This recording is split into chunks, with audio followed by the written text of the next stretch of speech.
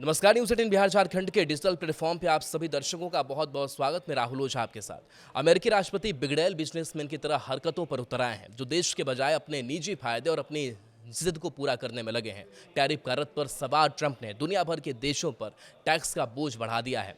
अमेरिकी कोर्ट से लेकर जानकार तक टैरिफ के ये दंश की गिनतियां गिनवा रहे हैं, लेकिन जिद्दी ट्रंप मानने वाले कहाँ हैं। ट्रंप और उनके चहेते सलाहकारों की फौज टैरिफ की खूबियां गिना रही है, लेकिन उसकी वजह से अमेरिका की अर्थव्यवस्था और वहां की जनता पर हो रहे नकारात्मक असरों पर आंखें बंद करके वो बैठा है। अब ट्रंप ने फार्मा सेक्टर पर टैरिफ लगाने की बात कही है। अमेरिकी राष्ट्रपति डोनाल्ड ट्रंप आयातित दवाओं पर 200% या उससे टैरिफ अधिक लगाने की बात कर रहे हैं। ट्रंप चाहते हैं कि अमेरिका में ही दवाएं बने। उन्होंने दवा कंपनियों को वापस लौटने के लिए साल भर का समय देने की बात कही है।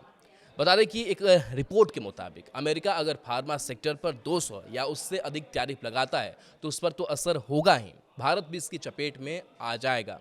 अमेरिकी राष्ट्रपति डोनाल्ड ट्रंप आयातित दवाओं पर 200% या उससे अधिक टैरिफ लगाने की बात कर रहे हैं।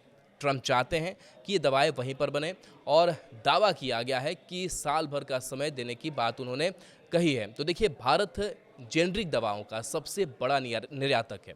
अमेरिका के टैरिफ के फैसले से उस पर बुरा असर होगा। अगर अमेरिका दवाओं पर 200% टैरिफ लगाता है तो भारतीय दवा कंपनियों को नुकसान होगा, निर्यात घटेगा, कमाई घटेगी। अगर टैरिफ बढ़ता है तो भारतीय फार्मा इंडस्ट्री के पास अमेरिकी बाजार के लिए दवाओं की कीमतें बढ़ाने के अलावा कोई दूसरा विकल्प नहीं होगा। कीमतें बढ़ने से खरीदारी और मांग पर असर होगा।